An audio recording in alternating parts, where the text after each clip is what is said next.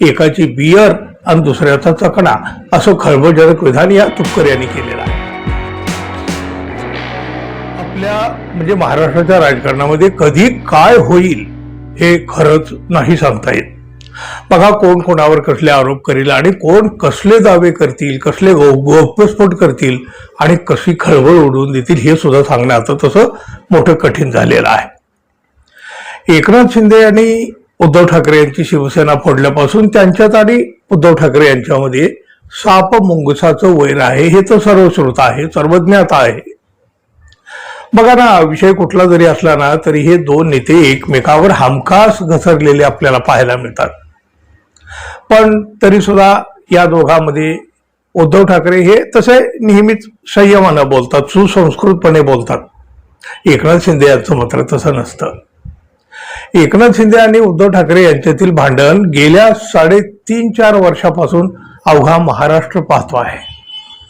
राजकारणात काहीही कधीही होऊ शकतं असं जरी मान्य केलं तरी सुद्धा एकनाथ शिंदे आणि उद्धव ठाकरे हे एकत्र येतील अशी कसलीही शक्यता दिसत नाही. अहो, एक वेळ एकनाथ शिंदे तयार होतील हो, पण उद्धव ठाकरे हे पुन्हा एकनाथ शिंदे यांना जवळ करतील असं मात्र कोणालाही वाटत नाही. हे दोन नेते चुकून जरी कधी एकमेकाच्या समोर आले, आमने सामने आले तरी सुद्धा ते कधी एकमेकाकडे साधा कटाक्ष सुद्धा टाकत नाहीत.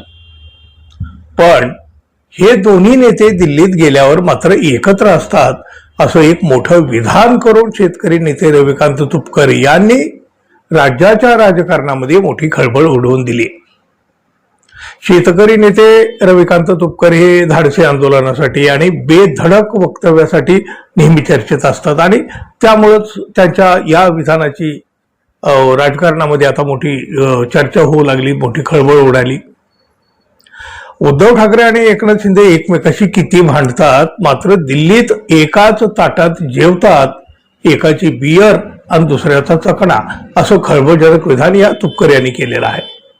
हे तुपकर काय म्हणाले बघा, नेमकं सर्वांच्या संघटना असतात, ग्रामसेवकांची संघटना, पोलीस पाटलांची संघटना, आशा सेविकांची संघटना, सरपंच वेगवेगळ्या पक्षातून निवडून येतात त्यांचीही एक संघटना आहे, आमदार वेगवेगळ्या पक्षाचे आहेत, मात्र मुंबईमध्ये एका ताटात काला करून खातात, मी जवळून पाहिलेलं आहे. हे उद्धव ठाकरे आणि एकनाथ शिंदे एकमेकाशी किती भांडतात, मात्र दिल्लीत एकाच ताटात काला करून खातात, जेवतात, एकाची बियर आणि दुसऱ्याचा चकणा. पाहिलं मागच्या आठवड्यात. तुम्हाला जेवायला गेलेलं चालतं, मग आम्हाला शेजारीच्या घरी गेलेलं चालत नाही का, असा प्रश्न सुद्धा या तुपकर यांनी विचारला. आता बघा, हे किती खरं किती खोटं, यात किती तथ्य, हे तसं आपल्याला समजायला काही मार्ग नाही, कारण तसे काही पुरावे समोर आलेले नाहीत. पण खरंच असं काही असेल तर मात्र भविष्यातील राजकारण काही वेगळंच असू शकतं.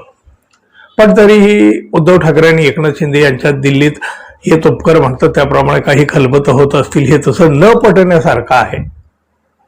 पण तरीही तुम्हाला काय वाटतं मित्रांनो, जरूर सांगा. धन्यवाद. पुन्हा भेटू. नमस्कार.